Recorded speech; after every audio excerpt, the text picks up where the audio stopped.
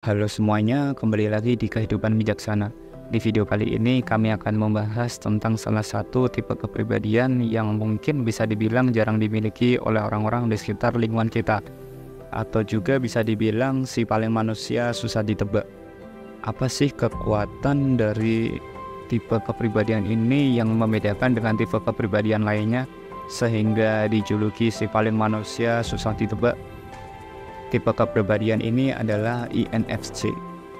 Tentu semua tipe kepribadian memiliki keunikan dan kekurangannya masing-masing. Tapi seorang INFJ sih dapat dikategorikan sebagai tipe Sigma yang bisa disejajarkan dengan Alpha. Adapun menurut saya pribadi, ibaratnya kekuatan super yang dimiliki INFJ ini yang mungkin tidak dimiliki oleh Power Ranger lain deh. Dan apakah kamu salah satunya? So, stay tune, simak video ini sampai selesai agar kamu bisa dapetin seluruh insight-nya.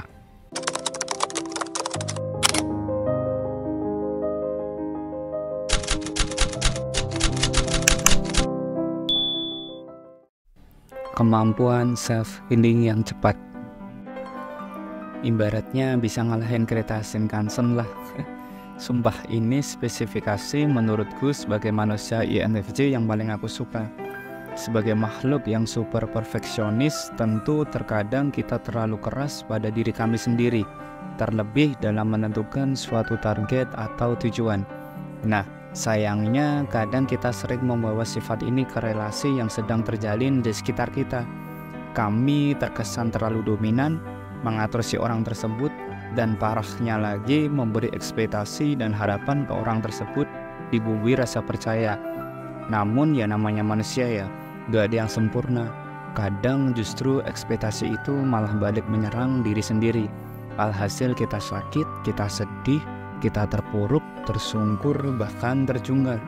Apalagi itu yang buat akhirnya kami menarik diri buat sementara waktu.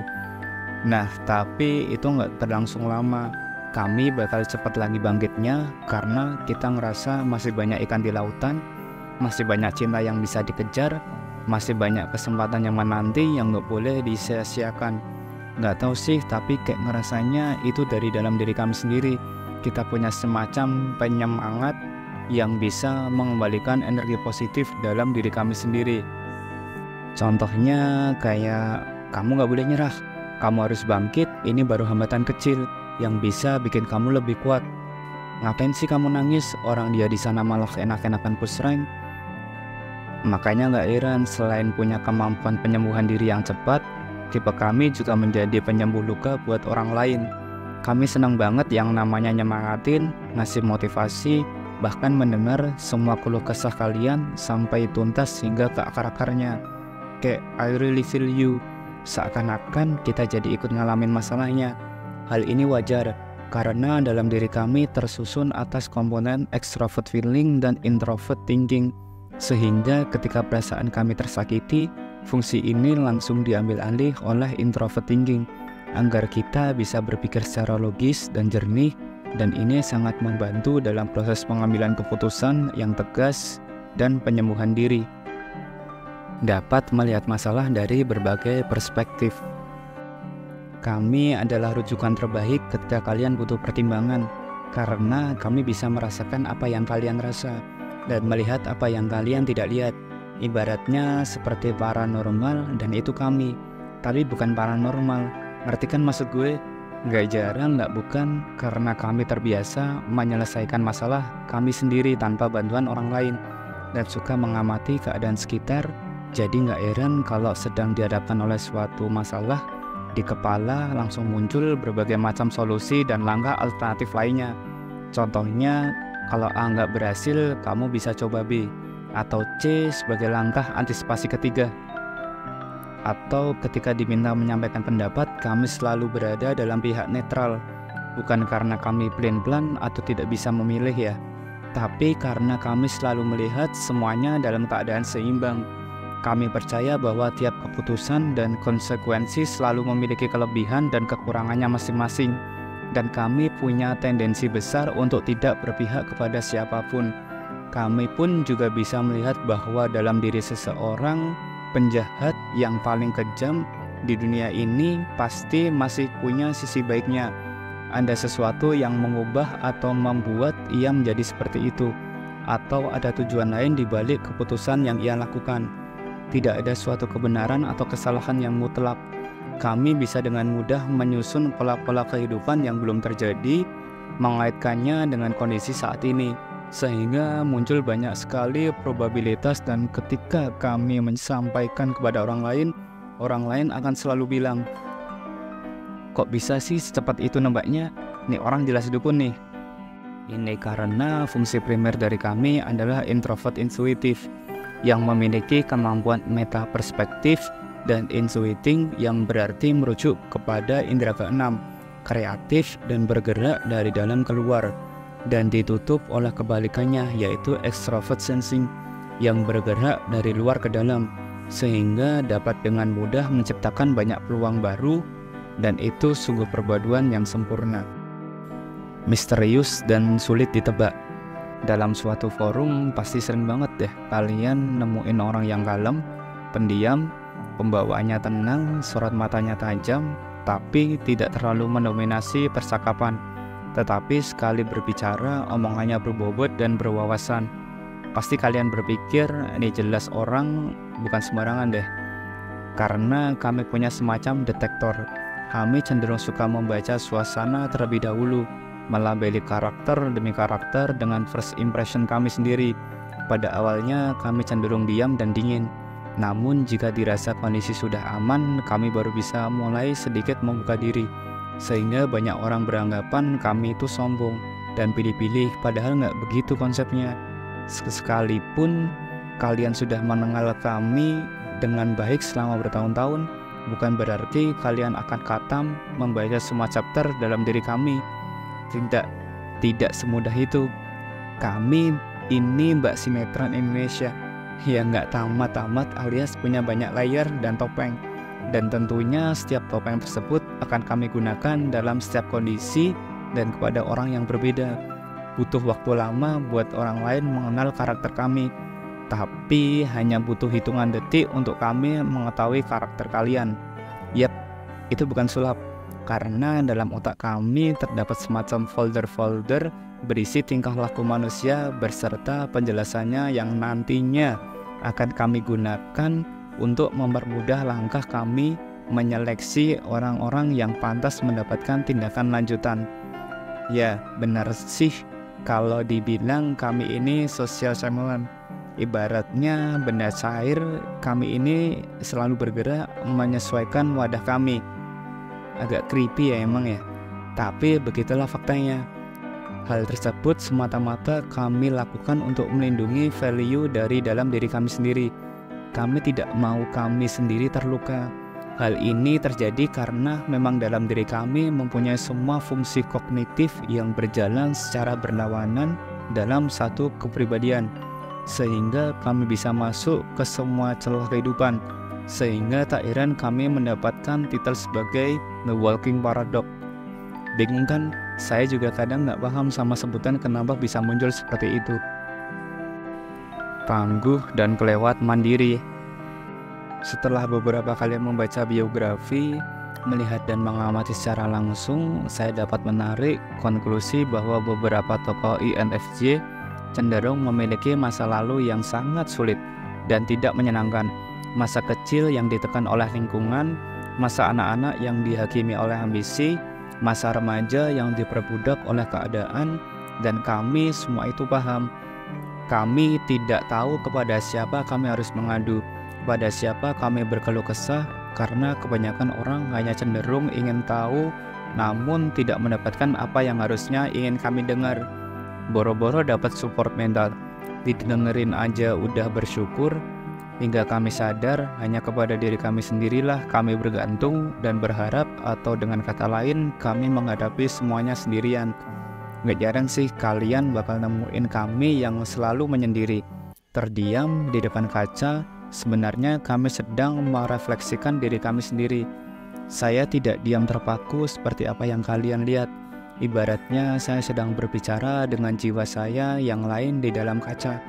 Hanya dengan cara itu terkadang bisa merasakan dan mendapatkan lawan bicara yang sepadan, yang mengerti atau bahkan merasa di dalam diri saya ada dua jiwa. Jika berbuat kesalahan dan itu menghancurkan kami selalu bangkit dan belajar agar kedepannya kami tidak akan mengulang kesalahan seperti ini lagi. Karena itu pula, karakter kami yang tangguh dan mandiri bukan merupakan suatu hiperbola, melainkan karena kami terbentuk dari perihnya luka, dari pedihnya realita dan pahitnya ekspektasi, sehingga kami merasa nyaman melakukan semuanya sendirian, di mana kami tidak lagi berurusan dengan orang lain, tidak harus merepotkan orang lain atau sekedar pusing memikirkan penilaian orang lain tentang diri kami. Kami juga tidak bergantung kepada orang lain. Kami hidup dalam pikiran kami sendiri, dan ketika kami memiliki mimpi, kami bukan pemimpi yang malas. Kami adalah seorang visioner yang tahu apa yang harus saya lakukan untuk mencapainya. Segala macam rintangan dan hambatan, begitupun cara mengatasinya. Kami terkenal punya ambisi yang membara dan tekad baja, namun selalu kami tutupi dengan ekspresi kami yang cenderung datar. Kami tidak takut akan kegagalan, cacian, ataupun terjatuh, karena kami sudah merasakan banyak hal tersebut sebelumnya. Kata menyerah tidak ada dalam kamus kami, bahkan sampai titik darah penghabisan. Selalu berorientasi untuk membantu. Selama saya bisa bantu, saya akan bantu kok. Kalau biasanya stereotip seorang INFJ selalu diidentikan dengan karakter orang tua berjenggot putih atau karakter penyihir yang mempunyai kemampuan untuk melenyapkan perasaan cinta ini padamu, memang paling cocok sih untuk mewakili semuanya. Pikiran kita yang dewasa, atau lebih tepatnya dipaksa menjadi dewasa oleh keadaan, dan pada akhirnya membuat kita terlihat lebih bijaksana. Banyak orang merasa nyaman untuk berbagi keluh kesahnya kepada kami karena mereka merasa hanya dengan orang seperti ini mereka bisa bercerita dengan leluasa tanpa merasa dihakimi. Sebisa mungkin kami berbicara dengan filter agar penyampaian kritik atau saran kami tidak melukai hati si korban. Kami mengusap tangis orang lain hanya karena tertusuk duri. Sedangkan kami tak pernah merasakan bahwa punggung kami kini seakan mau patah karena terhujam anak panah. Ketika dulu kami diperlakukan tidak baik oleh orang lain, kami selalu merasa bahwa hal ini cukup berhenti di saya. Kami tidak akan melampiaskan atau melakukan hal yang sama terhadap orang lain. Itulah mengapa kami selalu dijuluki agent of change atau the chain breaker.